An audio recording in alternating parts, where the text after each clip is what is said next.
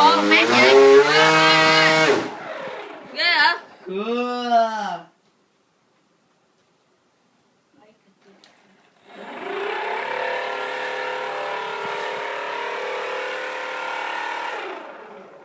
Trời mát dở thôi.